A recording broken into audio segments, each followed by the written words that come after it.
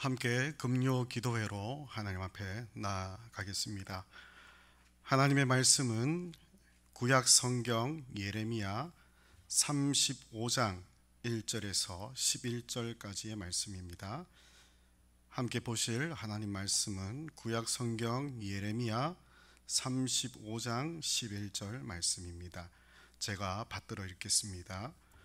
유다의 요시야 왕의 아들 여호야김 때에 여호와께로부터 말씀이 예레미야에게 임하여 이르시되 너는 레갑 사람들의 집에 가서 그들에게 말하고 그들을 여호와의 집 한 방으로 데려다가 포도주를 마시게 하라 하시니라.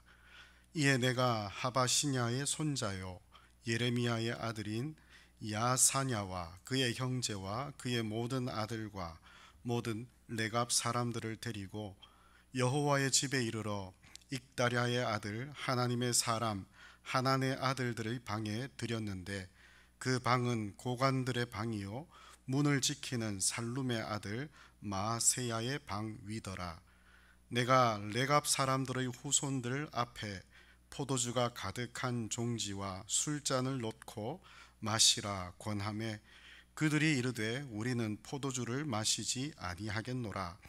레가보의 아들 우리 선조 요나답이 우리에게 명령하여 이르기를 너희와 너희 자손은 영원히 포도주를 마시지 말며 너희가 집도 짓지 말며 파종도 하지 말며 포도원을 소유하지도 말고 너희는 평생 동안 장막에 살아라.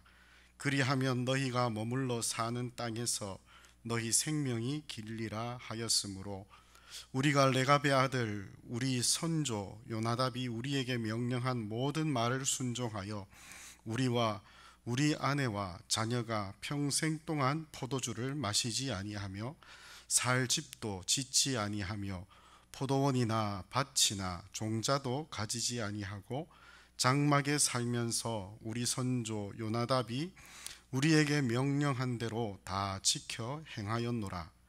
그러나 바벨론의 느부갓네살 왕이 이 땅에 올라왔을 때에 우리가 말하기를 갈대아인의 군대와 수리아인의 군대를 피하여 예루살렘으로 가자 하고 우리가 예루살렘에 살았노라.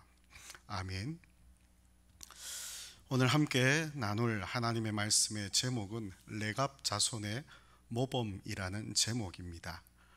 오늘 우리가 읽은 예레미야 35장, 이 장은 좀 특별한 그러한 위치에 놓여 있는 것 같습니다.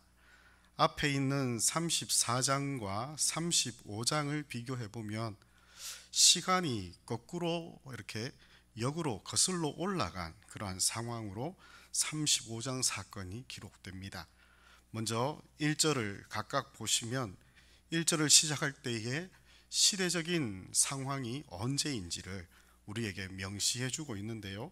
35장은 유다의 요시야 왕의 아들 여호야김 때라고 말하고 있고요. 34장을 보시면 이때는 언제냐 하면 시드기야, 유다의 시드기야 왕이 있을 그때의 이야기입니다. 그러면 시드기야 왕과 여호야김 왕이 누가 먼저냐 누가 뒤냐라는 것을 우리가 알아야 이게 앞이구나 뒤구나라는 것을 구별할 수 있을 것 같습니다. 유다의 마지막 왕이 시드기야 왕이었습니다. 그런데 이 시드기야 왕의 족보를 조금만 거슬러 올라가 보면 우리가 잘 알고 있는 이름 요시야 왕을 기억할 것입니다. 아주 어린 나이에 왕이 되었고 이 요시야 왕은 또 유명한 것이 이게 그 유다의 온 하나님의 백성들로 하여금 그 종교 개혁을 일으켰던 그러한 유명한 선한 왕 중에 한 사람 아닙니까? 이 요시야 왕이 그 좋은 선대를 행하며 또 이렇게 훌륭한 그러한 통치를 이루었던 왕이기도 하고 또 하나님의 그러한 백성들로 하여금 우상 숭배와 그리고 도덕적인 방탕의 삶에서부터 돌이키며 회개하고 개혁하는 그러한 일들을 이렇게 앞에서 주도했던 그러한 왕이었습니다. 그런데 이 요시야 왕이 조금 의문스러운 죽음으로 죽습니다. 어떤 그 무깃도에서 벌어진 그러한 전쟁에 나아가서 요시야 왕이 죽고 마는데요. 요시야 왕이 죽은 이후에 그 요시야 왕의 뒤를 이어 왕이 되었던 사람은 요시야 왕의 아들이었던 여호아하스였습니다. 그런데 이 여호아하스 때에 애굽의 왕 바로 느고가 이 이스라엘 백성들이 이 애굽을 배반하여 돌아서는 것에 대하여 안갚음을 이렇게 한 거죠. 그래서 이 여호아하스 때 이 예루살렘으로 와서 여호아하스를 잡아가고 또 다른 요시야의 아들이었던 엘리야김을 여호아하스를 대신하여 왕으로 삼았습니다. 그리고 엘리야김의 이름을 여호야김으로 바꾸었죠. 또 이후에 이 여호야김 때에 그 오늘 보시면 35장에 이때 일어났던 이야기가 바로 오늘 이야기라는 것입니다. 여호야김 때에 바벨론 느부갓네살 왕이 이렇게 예루살렘을 이렇게 쳐들어오게 됩니다. 아마 애굽과 큰 국제적인 전쟁이 벌어졌던 것 같아요. 당시에 이 국제적인 그러한 정세는 이 지중해 근처에서 애굽이 오랫동안 큰 이렇게 힘을 장악하고 있었고, 또 다음 주자였던 이제 아시리아 제국이 이 중동 지역을 통하여서 이렇게 큰 제국을 이루었던 적도 있었습니다. 이제 이 애굽과 아수르는 지는 해가 되고 맙니다. 이때 떠오르고 있는 신흥 제국은 바로 바벨론이었습니다. 바벨론이 굉장한 힘과 군대를 거느리고 느부갓네살 왕은 거의 이 중동 지역 전 세계를 정복하는 전쟁을 벌이게 되는 것이죠. 이때 지금 이 조그만한 나라였던 유다 왕국이 예루살렘을 중심으로 갈팡질팡하고 있는 것입니다. 애굽 왕에게 붙었다가 또 아수르와 동맹을 맺기 위해 그렇게 가기도 했다가, 이렇게 하면서 지금 그런 국가적인 위기에 놓여 있게 된 상황이죠. 그런데 이 여호야김 때에 오늘 어떤 일들이 있었는지 이 예레미야 선지자를 통하여서 한 무리의 사람들을 성전의 한 특별한 방으로 초청을 하게 됩니다. 이 사람들이 누굽니까? 2절에 보시면 레갑 사람들이라고 표현되어져 있습니다. 레갑 사람들의 집에 가서 그들을 여호와의 집으로 초청하여 포도주를 마시게 하라라는 것이 하나님의 말씀이었습니다. 이러한 하나님의 말씀은 마치 이 레갑 사람들을 테스트하는, 시험하는 그러한 성격을 지닌 것 같아요. 그래서 이 하나님의 명령에 예레미야 선지자는 순종하여 예루살렘 도성에 와 있던 레갑 자손들을 부릅니다. 그리고 성전의 한 어떤 방으로 그들을 초청하였고, 5절과 6절을 보시면 그들에게 하나님이 명령한 대로 이 포도주가 가득한 그러한 술병과 그리고 술잔을 놓고 그들에게 권합니다. 포도주를 마시라라고 권을 하지요. 그런데 이 예레미야 선지자의 그러한 이야기를 들은 레갑 자손들이 어떻게 대답을 하느냐 하면 6절을 보시면 이렇게 말합니다.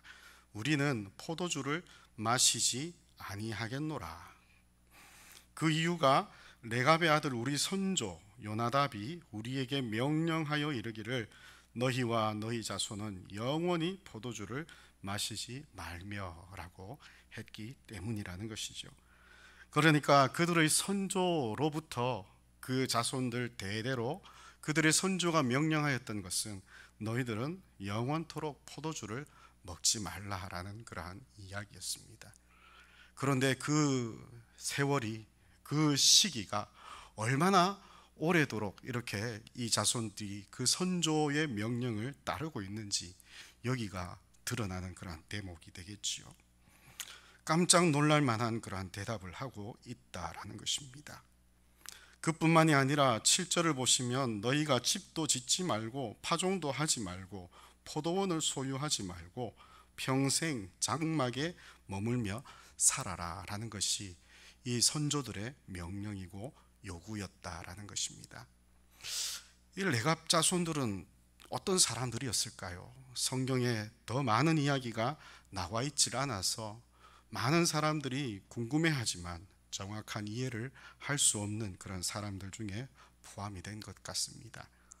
그런데 이 성경에 있는 이야기들을 이렇게 우리가 구성해 보면 이들은 함께 하나님의 땅에 살아가는 하나님의 백성들로서 특별하게 가나안 땅을 정복한 이후에 가나안 사람들처럼 농사 짓는 일을 하지 않았다라는 것입니다. 농경 문화로 이렇게 바뀌고 나면 쉽게 가나안 사람들이 쫓았던 그러한 우상을 쫓을까 봐 그들은 이스라엘 조상들 때부터 내려오던 목축하는 일을 하며 살았던 것 같습니다. 그렇게 하며 그의 조상들이 지키고자 했던 것은 무엇입니까? 우리 좋은 환경에 가더라도 또는 변화된 그러한 환경 속에서도 하나님을 열심으로 섬겼던 그때의 모습을 잃지 말자라는 것이었죠. 어쨌거나 지금 이 예레미야가 그들을 불러 함께 이렇게 대화하며 하나님이 명령한 것을 테스트하는 중에서도 레갑 사람들은 그들의 선조들의 명령에 끝까지 정말 신실하게 순종하고 있는 것을 보여주고 있다라는 것입니다. 그런데 왜 예레미야 이 큰 선지서 가운데에서 이 레갑 사람들의 이야기가 왜 이 35장 한 장에 이렇게 할당이 되어서 기록되어졌을까요? 이것은 시간적으로도 이 앞의 장 이야기와 보면 이 거슬르는 그러한 사건입니다. 오히려 앞의 사건이 훨씬 더 뒤에 있었던 사건이지만 이 레갑 사람들을 불러 시험한 이 이야기가 이렇게 35장, 34장을 지나 35장에 떡하니 기록이 되었다라는 것입니다. 우리는 이것을 문맥 안에서 한번 좀 그 이유를 살펴보기를 원합니다. 우리가 새벽마다 예레미야서를 함께 보고 있기에 34장의 내용이 무엇이었는지에 대한 그러한 것들을 우리가 잘 알고 있을 것을 생각하고 이어서 말씀을 전합니다. 34장의 중요한 사건은 시드기야 왕 때에 예루살렘 온 백성들이 하나님과 더불어 한 계약, 즉 언약을 맺은 사건이 있었습니다. 그것은 뭐냐 하면 자유를 선포했다라는 것입니다. 아마 희년의 개념을 그림처럼 그리면 될 것 같아요. 그 계약이 어떤 구체적인 것이었냐 하면 사람들마다 각기 히브리 남녀 노비를 놓아 자유롭게 하자라는 것입니다. 같은 동족인데 같은 동족을 종으로 이렇게 부리고 살았던 그런 때가 있었다라는 것이죠. 그래서 그들로 하여금 모든 사람들 가운데에 히브리 남녀, 즉 자신들의 동족 유대인을 종으로 삼지 못하게 한 그러한 약속이라는 것입니다. 이 모든 약속에 가담했던 고관들, 또 모든 백성들, 이런 사람들이 자신의 집에 속해 있었던 모든 히브리 남녀 노비를 속량했습니다. 값없이 그냥 자유롭게 한 것이죠. 그래서 이 하나님의 약속을 신실하게 따르는가 했더니 얼마 지나지 않아 이 사람들의 뜻이 바뀐 거예요. 생각이 바뀌고 이 마음이 달라진 겁니다. 그래서 자유를 주었던 그 노비들을 다시 붙들어서 복종시켜 또다시 노비로 삼은 것이죠. 이것이 바로 35장 앞에 있었던 사건입니다. 그런데 이 사건이 지난 후에 하나님께서 예레미야 선지자를 통하여서 이스라엘 백성들에게 전하라고 하신 그 말씀의 내용이 오늘 이 읽은 레갑 사람들과는 너무나도 확연하게 대조가 되더라라는 것입니다. 34장 오늘 본 말씀이지만 14절을 보시면 이렇게 말씀합니다. 너희 형제 히브리 사람이 너에게 팔려왔거든 너희는 7년 되는 해에 그를 놓아줄 것이니라. 그런데 이것이 시드기야 왕 때 세워진 그러한 정책이나 그 언약이 아니었습니다. 아주 오래 전부터 하나님께서 이스라엘 백성들에게 명령하셨던 그러한 명령 중에 하나였습니다. 레위기 때부터 출애굽기 때부터 이 종에 대한 히브리 노예들에 대한 이것을 하나님은 규명하여 율법으로 정해놓으신 것입니다. 그런데 어떻게 됐습니까? 6년 동안 너를 섬겼은즉 그를 놓아 자유롭게 할지니라. 그런데 너희 선조가 내게 순종하지 아니하며 귀를 기울이지도 아니하였다라고 하나님이 말씀합니다. 너희 선조가 그렇게 하나님의 말씀에 귀 기울이지도 하나님의 명령에 순종하지도 않았더라. 선조가 그러지 않았을 뿐 아니라 그의 자손들, 그의 후손들 역시도 이 하나님의 분명한 명령을 따르지 않았던 것입니다. 그렇지만 보십시오. 레갑 사람들의 그 이야기로 다시 돌아와 보십시오. 그들은 자기의 조상, 그 선조들, 레갑의 아들 우리 선조 요나답이 명령하였던 그 명령을 지금까지 신실하게 부여잡고 그 명령에 순종하며 살고 있다라는 것입니다. 이것이 지금 다른 유다 백성들과 얼마나 확연하게 다른 모습입니까? 너무나도 분명한 대조가 되지 않습니까? 이 이야기가 오늘 우리가 읽은 레갑 자손들의 모범이라는 것입니다. 그들은 그들의 선조 때부터 하나님이 약속하신 그 약속을 붙들고 지키고 그것에 순종하며 살았습니다. 너희가 거기에서 영원토록 포도주를 마시지 않고 집도 짓지 아니하고 파종도 하지 않고 포도원을 소유하지 않고 평생 장막에 머물며 살면 너희가 머무르는 그 땅에서 너희 생명이 길리라 하는 그 약속을 신실하게 부여잡고 살아왔더라라는 것입니다. 여기에 대하여 이제 하나님은 예레미야 선지자를 그 레갑 사람들 앞에 보내고 그 사람들이 얼마나 하나님의 말씀을 신실하게 지키며 살고 있는지를 선지자의 눈을 통하여 보게 하셨습니다. 이 당시에 예레미야 선지자의 눈으로 한번 모든 사람을 보시기 바랍니다. 지금 우리가 읽고 있는 이 예레미야서의 이 지금 현재의 흐름은 이스라엘 모든 백성들이 하나님께 순종하지 않았다라는 것입니다. 하나님 앞에서 신실한 자가 아무도 없었다라는 것입니다.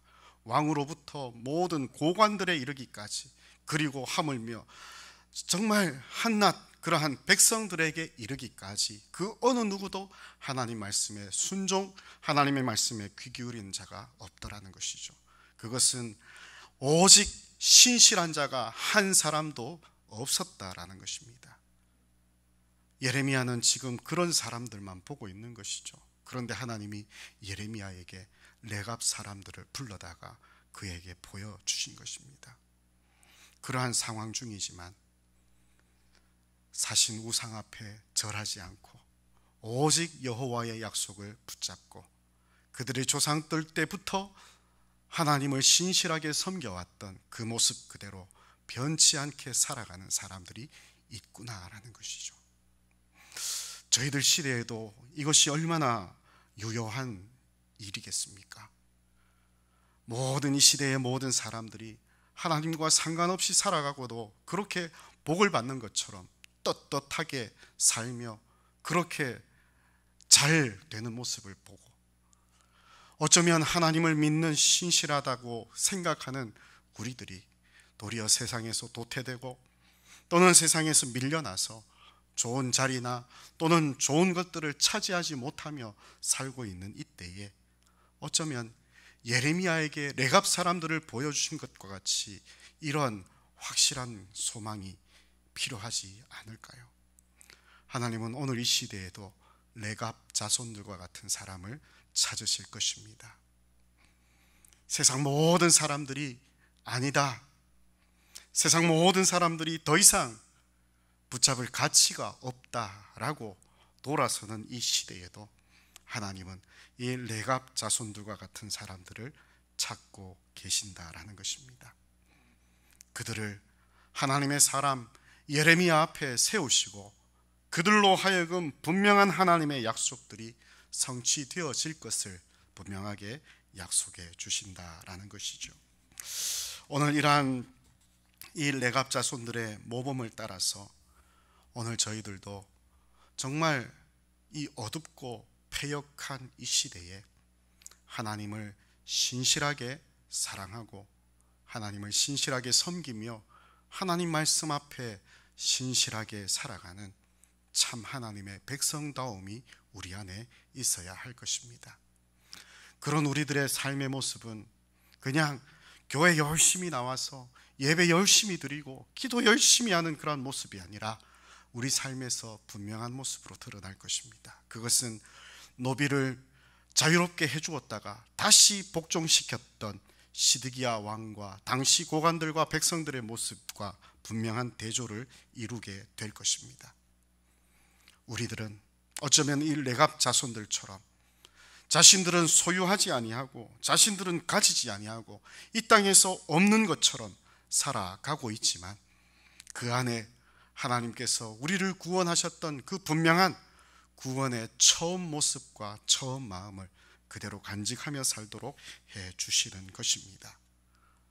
하나님이 구원하여 택하신 그 하나님의 백성들을 동포로 여기며 한 동족으로 여기며 그렇게 종 삼지 아니하고 서로 사랑하며 살아가는 모습, 또 아브라함에게 약속하셨던 것처럼 우리를 택하사 모든 족속들이 하나님의 복을 받아 누리도록 우리가 의와 공도를 행하며 살도록 하신 그것을 믿음으로 그렇게 살아내려고 아둥바둥하며 고군분투하는 그러한 모습을 가진 우리의 모습으로 나타나야 된다라는 것입니다.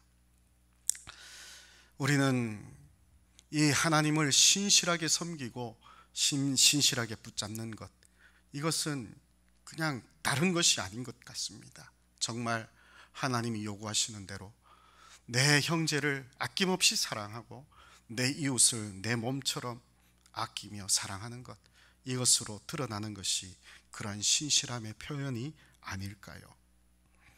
하나님은 오늘날 이 성경에서 보여주고 있는 것처럼 하나님의 백성, 하나님의 나라를 심판하시는 이유가 분명합니다. 나에게 순종하지 아니한 것, 그리고 형제와 이웃에게 자유를 선포한 것을 실행하지 않았기 때문에 너희들을 하나님께서 대적하시고 오히려 그들을 죽이는 칼, 전염병, 기근에게 자유를 주고 여호와 당신의 백성들을 여러 나라 가운데 흩어버리게 할 것이다라는 그 하나님의 말씀이 임하고 있는 것입니다. 오늘 이 시대에도 여전히 하나님의 이러한 말씀과 하나님의 뜻은 변함이 없을 것 같습니다. 오늘 저는 마지막으로 야고보서의 한 구절을 같이 한번 나누고 오늘 본문을 마치려고 합니다. 야고보서 2장 1절에서 9절 안에 있는 그러한 내용입니다. 아마 이 내용은 다 알고 계실 그러한 내용들입니다. 제가 천천히 한번 이야기로 읽어보겠습니다. 내 형제들아, 영광의 주 곧 우리 주 예수 그리스도에 대한 믿음을 너희가 가졌으니 사람을 차별하여 대하지 말라. 만일 너희 회당에 금가락지를 끼고 아름다운 옷을 입은 사람이 들어오고 또 남루한 옷을 입은 가난한 사람이 들어올 때에, 다 하시는 이야기잖아요. 야고보 사도가 그 교회들에게 편지하며 형제를 차별하지 말라라는 것이죠. 사람을 차별하여 대하지 말라. 우리 교회당에 어떤 사람이 왔을 때 좋은 옷 입고 목과 팔에 그죠? 귀금속을 이렇게 달고 있는 사람을 보면 와, 여기 좋은 자리에 앉으십시오 라고 대하거나 그렇게 하는데, 반대로 남루한 차림으로 아무것도 없이 가난한 그러한 사람들이 왔을 때 뭐 거기 서 있든지 아니면 내 발밑에 앉아 있든지 이렇게 대하는 것은 옳지 않다라는 것입니다. 악한 생각이다라는 겁니다. 너희끼리 서로 차별하는 것이고 악한 생각으로 판단한다라는 것입니다. 그래서 야고보 사도는 내 이웃 사랑하기를 내 몸과 같이 하라 하신 그 법을 지키면 잘하는 것이고 도리어 차별하여 대하면 죄를 짓는 것이다 라고 우리에게 가르칩니다. 과거 유대인들은 자기의 동포를 노예로 삼거나 그 노예를 7년째가 되어도 자유를 주지 아니한 모습으로 형제들을 착취하며 살아왔던 모습을 하나님은 지적하십니다. 야고보서는 오늘날 교회들을 향하여 내 형제들, 사람들을 차별하여 대하지 말 것에 대하여 우리에게 요청했습니다. 오늘 저희들도 이 하나님의 말씀 앞에서 레갑 사람들이 하나님 앞에 신실함으로 자신의 신앙을 증명한 것처럼, 또 야고보 사도가 사람들을 차별하여 대하지 아니한 그러한 모습으로 너희 믿음을 증명한 것처럼 우리에게도 이러한 삶으로 드러나는 명확한 하나님의 백성의 증거들이 나타날 수 있는 저와 여러분들의 삶이 되기를 바랍니다. 오늘의 말씀의 그러한 모든 내용들을 이렇게 마치려고 합니다. 레갑 자손들의 모범을 오늘도 생각하시면서 정말 우리 대구 서남교회 모든 성도들이 이 마지막 때에 하나님께서 찾으시는 그 레갑 자손들처럼 신실하게 하나님을 섬기며 신실하게 내 형제들, 이웃과 서로 사랑하며 살아갈 수 있는 저와 여러분 모습이 다 될 수 있기를 바라겠습니다. 기도하고 마치겠습니다. 살아계신 하나님, 은혜를 감사합니다. 오늘 함께 말씀을 나누고 또 말씀해 주시는 그러한 은혜와 명령들을 함께 생각하였습니다. 아버지 하나님, 정말 어둡고 패역하고 하나님을 다 떠나 살고 있는 이러한 마지막 때에 하나님 저희들을 흔들어 깨워주시고 저희들을 이 하나님의 사람 앞에 세워주셔서 정말 하나님 앞에 칭찬받고 또 하나님의 그러한 신실한 약속 가운데 영원토록 하나님 앞에 서 섬기는 자들로 삼아주신 그 레갑 자손들의 신앙의 모습을 본받을 줄 아는 저희들이 되기를 소망합니다. 하나님 아버지, 우리의 선조들이 신실하게 섬겼던 그 모습처럼 우리들의 그러한 신실함도 이어질 수 있도록 도와주시고, 하나님 앞에 신실함이 우리가 만나며 우리가 부대끼며 살아가고 있는 우리의 형제들을 사랑하고 또 우리의 이웃들을 내 몸처럼 아끼고 사랑하며 살아가는 모습으로 우리가 증명해낼 수 있는 우리의 믿음의 사람들 다 될 수 있도록 도와주시옵소서. 감사드렸고 거룩하신 예수님의 이름으로 기도드리옵나이다. 아멘. 이상으로 금요 기도회를 마치겠습니다.